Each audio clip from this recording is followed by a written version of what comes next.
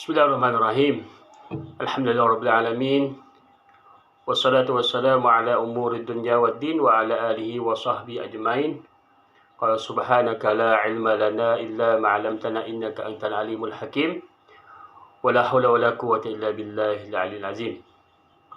Allahumma salli ala sayidina Muhammad wa ala ali sayidina Muhammad. Allahumma la sahla illa ma ja'altahu sahla wa anta taj'alul hazana idza syi'ta sahla wa sahla. Allahumma inna na'udzu bika minal baras wal junun wal juzam wa saymil asqal. Bismillahilladzi la yadurru ma'a ismihi syai'un fil ardi wala fis sama' wa huwas samiul 'alim. Alhamdulillah, pertama sekali saya mengucap syukur kepada Allah Subhanahu wa taala dengan rahmat daripada Allah Subhanahu wa taala boleh kita semua sihat wal afiah, dan mudah-mudahan sama kita berdoa kepada Allah Subhanahu wa taala dengan rahmat pemberian Allah Subhanahu wa taala kepada hamba beriman ini sebagai rahmat, dirahmati oleh Allah Subhanahu wa taala di dunia dan di akhirat. Jadi alhamdulillah. Jadi hari ini saya mari sama-sama kita berkongsi, iaitu baginda Rasulullah sallallahu alaihi wasallam telah bersabda, innama bu'istu liutammima makarimal akhlak. Yang bermaksud pada hari ini, sesungguhnya Allah Subhanahu wa taala diutuskan Nabi Muhammad sallallahu alaihi wasallam untuk mensempurnakan akhlak. Apakah dimaksudkan untuk mensempurnakan akhlak? Di sini para ulama, khususnya ulama al-muhaddisun, mereka memberi keterangan kepada kita bahawa Nabi Muhammad sallallahu alaihi wasallam diutuskan padahal masa itu adalah masa jahiliyah. Nabi Muhammad sallallahu alaihi wasallam diutuskan untuk apa? Untuk mensempurnakan akhlak-akhlak yang dipuji oleh Allah Subhanahu wa taala. Dan juga Nabi Muhammad sallallahu alaihi wasallam diutuskan untuk dihapuskan segala sifat-sifat yang cela, sifat-sifat yang jahil-jahil, sifat-sifat yang memusnahkan, sifat-sifat yang memudaratkan kepada agama kita. Di sinilah Al-Imam Syekhul Islam Muhammad Sa'id An-Nurusi telah mengatakan, innama bu'istu liutammima makarimal akhlaq. Hadzal hadis wal muradu bihi fi risalatun nur. Fi risalatun nur bimakna hadzal hadis ay innama ba'asanillahu litatmimil akhlaqil hamidah wa inqazul bashariyah minal akhlaqiz zamimah. Iaitu bermaksud pada hadis ini, Al-Imam Syekhul Islam Muhammad Sa'id An-Nurusi asal di Turki telah mengatakan telah menyebutkan dalam kitab Risalatun Nur. Apa dia kata? Innama ba'asanillah, sesungguhnya Allah Subhanahu wa taala diutuskan aku, iaitu Nabi Muhammad sallallahu alaihi wasallam, litatmimil akhlaqil hamidah, untuk apa? Untuk mensempurnakan akhlak-akhlak yang terpuji. Akhlak yang terpuji iaitu pertama sekali banyak akhlak-akhlak, nisbah perkataan, nisbah perbuatan, nisbah niat-niat, segala niat itu, semua akhlak itu di bawah satu naungan, iaitu lillahi ta'ala. Buat saat itu kerana Allah. Perangai-perangai kita Allah Ta'ala puji. itu dimasukkan akhlakul mahmudah, akhlak yang terpuji. Lebih-lebih lagi akhlakul batiniyah, akhlak yang ada dalam diri kita. Wa in qansul basyariyah minal akhlaqiz zamimah, dan membangkitkan, menghapuskan manusia saat itu apa? Daripada akhlak-akhlak yang cela-cela,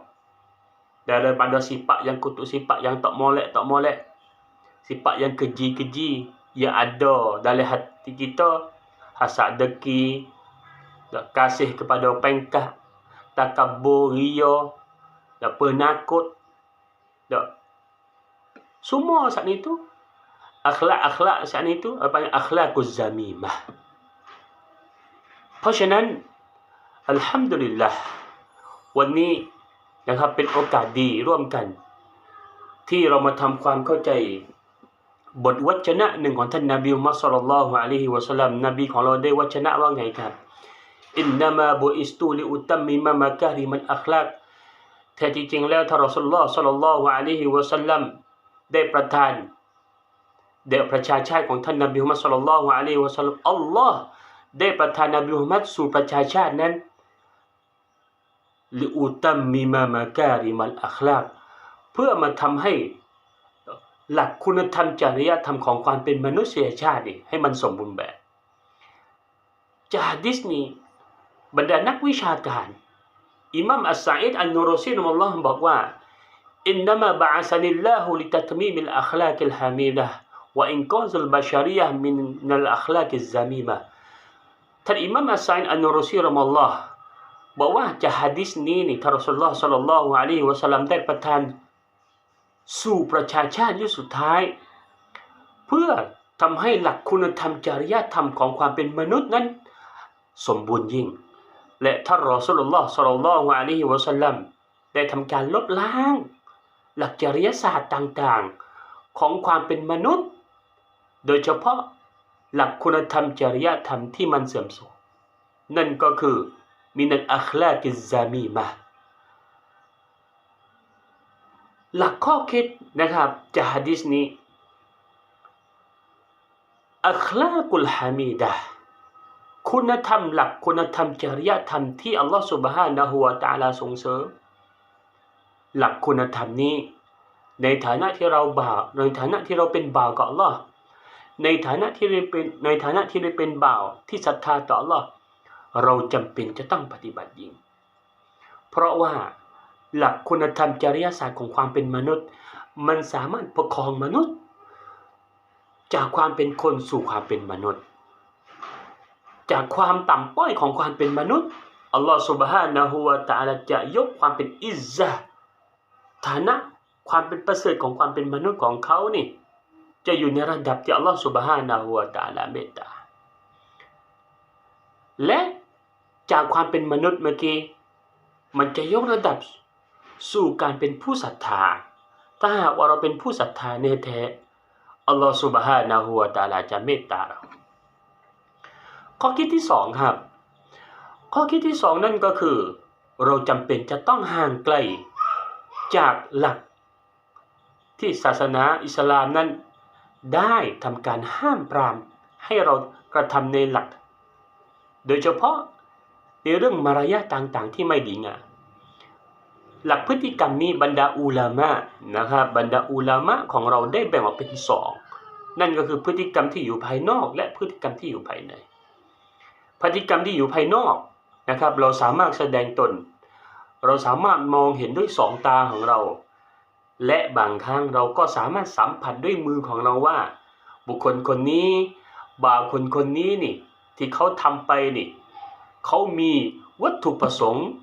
เขามีเป้าหมายอย่างไรและในสิ่งที่เขาทำนั้นเขาทำเพื่ออะไรเพราะฉะนั้นในบางครั้งบางคราวนะครับมนุษย์วันนี้นะครับชอบประเมินค่าของความเป็นคนที่เปลือกค่าของคนอยู่ที่คนของใครหรือค่าของคนอยู่ที่ผลของงานผลของงานที่นี่นะครับท่านรอซูลุลลอฮ์ ศ็อลลัลลอฮุอะลัยฮิวะซัลลัมนะครับได้กล่าวอย่างชัดเจนนบีกล่าวว่าไงครับอินนัลลอฮะลายันซุรุอิลาซุวาริกุมวะลาอัจซามิกุม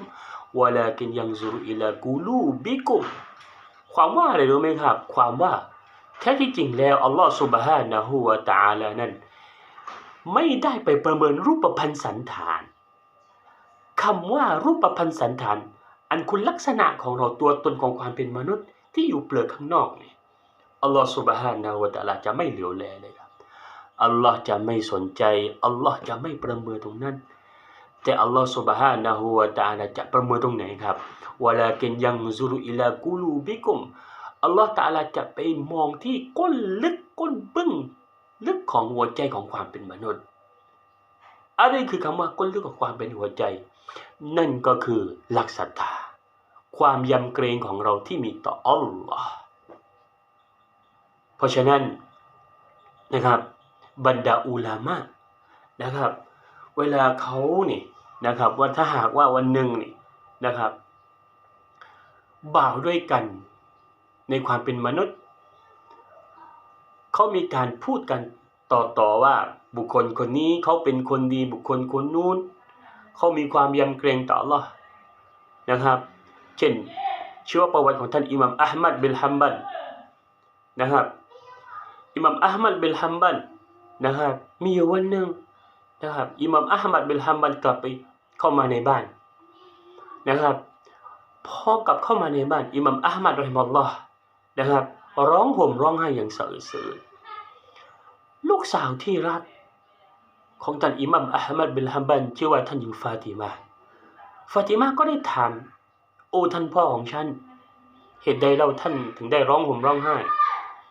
อิหม่ามอะห์มัดรอฮิมะฮุลลอฮ์บอกว่าวันนี้ตอนที่พ่อนี่ได้เดินออกจากบ้านแล้วก็ได้ไปเดินในท้องตลาดพ่อได้ยินชาวบ้านได้คุยกันบอกว่าในบรรดาผู้ที่ยำเกรงต่ออัลเลาะห์ซุบฮานะฮูวะตะอาลานั้นในหมู่เหล่าในชนเผ่าของพวกเราที่นครแบกแดดนี่ผู้ที่มีความยำเกรงต่ออัลเลาะห์ซุบฮานะฮูวะตะอาลามากที่สุดนั่นก็คืออะห์มัดบินฮัมบัลลูกสาวของท่านอิหม่ามอะห์มัดบินฮัมบัลก็สงสัยโอ้ท่านพ่อในเมื่อชาวบ้านเขาพูดแต่ท่านในเรื่องที่ดีๆแล้วทำไมท่านจะต้องร้องห่มร้องไห้อิหม่ามอะห์มัดบินฮัมบัลตอบว่าในสิ่งที่พ่อร้องไห้นี่นะครับพ่อนั้นมีความระแวงว่าความบริสุทธิ์ใจของพ่อที่มีต่ออัลเลาะห์ซุบฮานะฮูวะตะอาลาในการทำอิบาดะห์นั้นมันจะห่างหายไปกลัวว่าพ่อจะเป็นบุคคลที่ทะนงตนเป็นบุคคลที่อวดบอกว่าฉันนี่ดีกว่าคนนั้นดีกว่าคนโน้นจากเรื่องเล่าเมื่อกี้นะครับและย้อนไปที่หะดีษแรกนะครับอุสตัดนะครับขอสรุปบทเรียน3ข้อด้วยกันข้อที่1ครับในฐานะวันนี้เราเป็นบ่าวของอัลเลาะห์ซุบฮานะฮูวะตะอาลาเราเป็นผู้ศรัทธาต่ออัลเลาะห์และเรากำลังมีชีวิตอยู่ในยุคที่เต็มไปด้วยบททดสอบของอัลเลาะห์ซุบฮานะฮูวะตะอาลานะครับวันนี้เราทุกคนครับเราจำเป็นจะต้องศึกษาครับศึกษาและก็ทำความเข้าใจแก่นความหมายที่แท้จริงของคำว่าบททดสอบบททดสอบของบรรดาผู้ศรัทธานะครับบททดสอบของบรรดาผู้ศรัทธาถ้าหากว่าเริ่มไปยุคแรกของบรรดาอัมบิยะบรรดาพยากรณ์นบีนี่นะครับถ้าจะเปรียบเปรยง่ายๆก็คือเหมือนลมพัดที่มันแรงลมเวลามันพัดไปนะครับเวลามันพัดไปโดนต้นไม้รากของมันนี่มันจะสั่นสะเทือนนะครับแต่หารู้ไหมบรรดาผู้ศรัทธาต่ออัลเลาะห์ซุบฮานะฮูวะตะอาลาที่อีมามุนของเขานี่อีมานุซาบิตอีมานของเขานี่มีความหนักแน่นยิ่งลมมันพัดแรงกระหน่ำมากน้อยแค่ไหนก็ตามแต่รากเหง้าที่อยู่ข้างล่างของเขานี่มันจะยิ่งแน่นยิ่งมีบททดสอบจากอัลเลาะห์ซุบฮานะฮูวะตะอาลามากเท่าไหร่พลังศรัทธาของเขานี่มันจะยิ่งเพิ่ม ราะฉะนั้นผู้ศรัทธาต่ออัลเลาะห์จำเป็นจะต้องทำความเข้าใจวิทยาปัญญานะครับวิทยาปัญญาแก่นที่แท้จริงของคำว่าบททดสอบกับอัลเลาะห์ต่อผู้ที่ศรัทธานั้นแท้ที่จริงแล้วมันมีความหมายว่าอย่างไรข้อคิดข้อที่2ครับเราในฐานะบ่าวของอัลเลาะห์ซุบฮานะฮูวะตะอาลานะครับเราจำเป็นนะเป็นฟัรดูอีนบังคับเชิงนิติบัญญัติเลยเป็นฟัรดูอีนบังคับเลยว่าผู้ศรัทธาชนต่ออัลเลาะห์ซุบฮานะฮูวะตะอาลานั้นจำเป็นยิ่งจะต้องนำบทเรียนต่างๆนะครับของบรรดาอัตชีวประวัติเริ่มต้นของท่านนบีมุฮัมมัดศ็อลลัลลอฮุอะลัยฮิวะซัลลัมนะครับบรรดาซอฮาบะห์บรรดาตาบิอีนบรรดาตาบิอ์ตาบิอีนบรรดาอิมมะติลมุจตะฮิดีนบรรดาเอาลิยะบรรดาชูฮัดะบรรดาซอลิฮีนบ่าวที่เข่งขัดต่ออัลเลาะห์นำไปประยุกต์ใช้ในชีวิตของเราเพราะว่าชีวิตเราจะต้องเดินทางสู่โลกหน้าแต่การเดินทางในฐานะที่เป็นบ่าวของอัลเลาะห์ซุบฮานะฮูวะตะอาลานั้นเราจะเดินตามรอยแนวทางของบุคคลคนอันนี้คำถามใหญ่แต่คำถามที่ใหญ่มากกว่านั้นนะครับวันนี้บรรพชนนะครับบรรพชนที่อัลเลาะห์ซุบฮานะฮูวะตะอาลาเมตตานั้นเราจำเป็นจะต้องมีความชัดเจนในความเป็นบุคลิกของเราความเป็นบุคลิกนี่แหละนะครับสามารถสื่อถึงความเป็นตัวตนของเราว่าท่านนบีมุฮัมมัดคือเป็นบุคคลแบบอย่างที่อัลเลาะห์เมตตาฉันทำตามท่านนบีมุฮัมมัดเพื่อเป็นแบบอย่างในการดำรงชีวิตของเราแบบอย่างที่มันจอมปลอมละทิ้งซะแบบอย่างที่มันโกหกจงอย่าปฏิบัติตามแบบอย่างที่มันไม่ดีนะครับไม่ต้องไปทำตามไม่ต้องไปส่งเสริมนะครับเพราะฉะนั้นถ้าหากว่าเราทำกิริยานะครับหลักปฏิบัติของเราเหมือนบุคคลวัฒนธรรมหนึ่งเราก็จะเป็นบุคคลหรือวัฒนธรรมนั้นดังที่ท่านรอซูลุลลอฮ์ ศ็อลลัลลอฮุอะลัยฮิวะซัลลัมบอกอย่างชัดเจนว่ามันตะชับบะฮะบิกอมินฟะฮุวะมินฮุมบุคคลใดก็ตามที่ปฏิบัติคล้ายคลึงศาสนิกใดศาสนิกหนึ่งเขาก็จะเป็นศาสนิกนั้นศาสนิกหนึ่งข้อคิดที่3นะครับเรานะครับในฐานะเป็นผู้ศรัทธาต่ออัลเลาะห์เราจำเป็นจะต้องเรียนรู้เราจำเป็นจะต้องปรับตัวและเราจำเป็นจะต้องปฏิบัติสิ่งที่ถูกต้องสิ่งที่อิสลามนำมาและในสิ่งที่เราเรียนรู้ในสิ่งที่เรากำลังศึกษาและสิ่งที่เรากำลังจะปฏิบัติอยู่นี้นะครับเราจำเป็นจะต้องปฏิบัติอย่างต่อเนื่องอย่างสม่ำเสมอควบคู่กับการปรับนะครับและพร้อมที่จะเรียนรู้พร้อมที่จะแก้ไขอินชาอัลลอฮ์นะครับจากบทวจนะหะดีษของท่านรอซูลุลลอฮ์ ศ็อลลัลลอฮุอะลัยฮิวะซัลลัมมันจะซึมซับเข้ามาในชีวิตของเราและเมื่อไรก็ตามนะครับหะดีษของท่านรอซูลุลลอฮ์ ศ็อลลัลลอฮุอะลัยฮิวะซัลลัมมันซึมซับเข้าไปในชีวิตของเราครอบครัวของเรานะครับก็จะเป็นครอบครัวที่มีอัลเลาะห์ซุบฮานะฮูวะตะอาลาเมตตาคนรักของเรานะครับก็จะเป็นคนรักที่อัลเลาะห์ซุบฮานะฮูวะตะอาลาเมตตาและ